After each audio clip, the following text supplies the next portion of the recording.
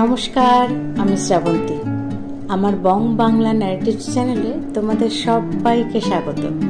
কেমন আছো সবাই? আশা করি আমার বন্ধুরা সবাই খুব ভালো আছো, সুস্থ আছো। এই এত ঘন বৃষ্টিতে কে কোথা থেকে শুনছো ঘটনা আমাকে জানিও। তোমাদের কার কার বাড়ির সামনে জল আছে গো? আমার বাড়ির সামনে কিন্তু এখনো প্রচুর জল, হাঁটুর থেকে একটু নিচে। তোমাদের কার কার বাড়ির সামনে জল জমে বা এখনো জমে আছে আমাকে জানি।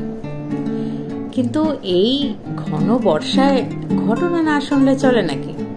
তাই আমি তোমাদের জন্য আজকেও নিয়ে চলে এসেছি একটি দুর্দান্ত ঘটনা। তাহলে আর কি সময় নষ্ট করছি কেন, চলো চটপট শুনে ফেলা যাক আজকের ঘটনা। ঘুরে আসি ভয়ের দুনিয়ায়। ঘটনাটি আমি যেভাবে পাঠ করেছি সেভাবেই তোমাদের সামনে তুলে ধরলাম। লেখক তার সুন্দর লেখনীর মাধ্যমে ঘটনাটি খুব সুন্দরভাবে উপস্থাপন করেছেন। কলকাতা শহরটাতে কখনো যেন রাত নামে না, তবে আজ রাত্রির কেমন যেন লাগছে, কেমন যেন অদ্ভুত রহস্যময় ঠান্ডা নিঃশ্বাস মেট্রো স্টেশনের গা ঘেঁষে। রাত 10:30 বাজে। রবীন্দ্র সদন থেকে শেষ লোকাল ছাড়বে দক্ষিণেশ্বরের দিকে। 5 নম্বর প্ল্যাটফর্মে দাঁড়িয়েছিল রাত্রি। অফিস থেকে বেরোতে আজ অনেকটা দেরি হয়ে গেছে। লোকজন কম, প্ল্যাটফর্ম শুনশান। মেট্রো ঢুকতেই সে একটা প্রায় ফাঁকা কামরায় উঠে পড়ল। একেবারে কোনার সিটে বসে কানে ইয়ারফোন গুঁজে দিল। 2-1টা স্টেশন পার হতেই কামরাটা পুরো ফাঁকা হয়ে গেল। ফাঁকা কামরায় কেমন যেন অস্বস্তি লাগছে। ইয়ারফোনটা খুলে ব্যাগে রাখলো রাত্রি। একটা মৃদু ঠান্ডা হাওয়া যেন গায়ে বয়ে গেল। গ্রীষ্মকালে কখনো কখনো কলকাতার মেট্রো টানেলে এমন বাতাস বয়, তাই খুব একটা গা করলো না রাত্রি। চোখটা একবার বন্ধ করতেই আচমকা একটা কণ্ঠস্বর কানে এলো। তুমি কি এখানেই নামবে? চমকে ওঠে রাত্রি। কেউ তো নেই। কণ্ঠটা অদ্ভুত রকমের চেনা তার। কে? রাত্রির গলা শুকিয়ে এলো। কোনো উত্তর নেই। মেট্রো নিজের গতিতে চলছে। হঠাৎ সামনের সিটে একটা ছায়া মূর্তি গঠিত হলো ধীরে ধীরে। না, পুরোপুরি নয়, শুধু আভাস মাত্র। যেন দুধ সাদা কুয়াশার মতো এক অবয়ব। তোমাকে আমি চিনতে পেরেছি, বলল সেই মূর্তি। রাত্রি যেন জমিয়ে গেছে, মুখ দিয়ে কথা বের হচ্ছে না। চিৎকার করতে গিয়েও গলা আটকে যাচ্ছে। তুমি ছোট্ট একটা ভুল করেছ, আর এজন্য তোমায় শাস্তি পেতেই হবে। কে কে তুমি? আমার কাছে কি চাও তুমি? রাত্রি কাঁপা কাঁপা স্বরে জিজ্ঞাসা করল। তুমি ভুলে গেছো? মূর্তিটা ধীরে ধীরে কুয়াশার মতো এগিয়ে এলো। 2 বছর আগে একই মেট্রো লাইনে এক মেয়ে প্ল্যাটফর্ম থেকে পড়ে গিয়েছিল। সবাই বলল আত্মহত্যা। তুমি তখন প্ল্যাটফর্মে ছিলে। তুমি স্পষ্ট দেখেছিলে ওকে কে ধাক্কা দিয়েছিল। তবু তুমি চুপ রইলে। হয়তো ভেবেছিলে এই ঝামেলায় গিয়ে কি হবে। মূর্তিটা এবার সম্পূর্ণ রূপ পেল। সুদীপ্তা, রাত্রির কলেজের এক ক্লাসমেট। রাত্রি ভালোই চিনত তাকে। একসময় ওর প্রাক্তন প্রেমিক রুদ্রর সঙ্গে ঘনিষ্ঠতা বাড়িয়েছিল সুদীপ্তা।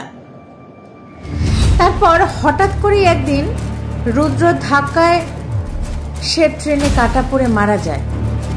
সবাই ভেবেছিল আত্মহত্যা। রাত্রি কিছু বলেনি সব জানার পরেও।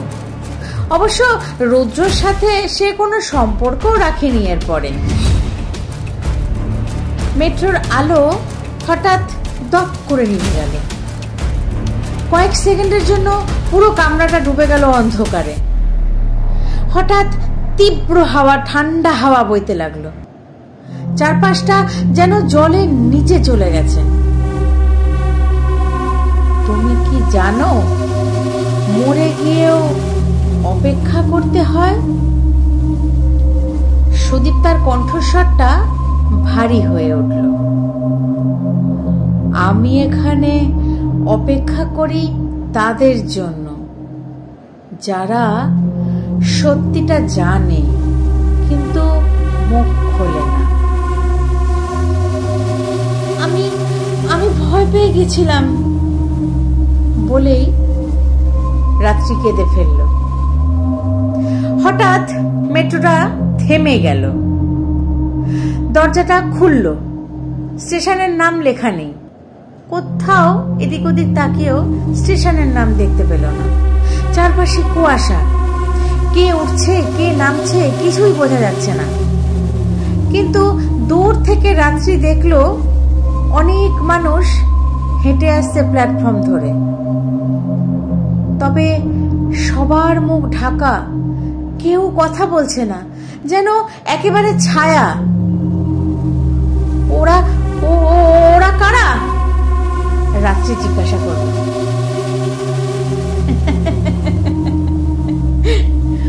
ওরা প্রত্যেকেই কাউকে হারিয়েছে অন্যের নীরবতার জন্য। কেউ বোনকে, কেউ বন্ধুকে, কেউ বা তার ভালোবাসাকে। এখন সবাই একসাথে ঘুরে বেড়ায় এই শেষ লোকালে।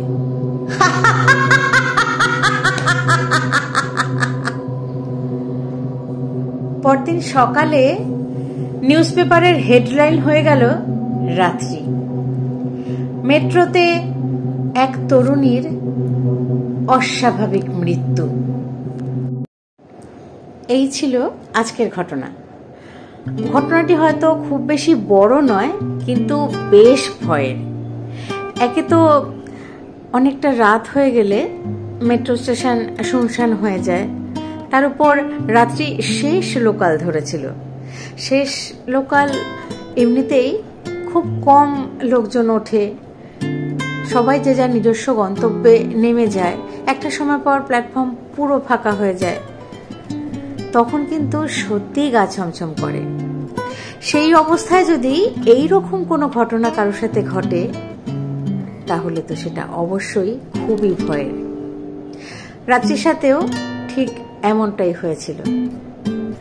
তবে রাত্রি কি সেদিন ঠিক করেছিল নীরব থেকে?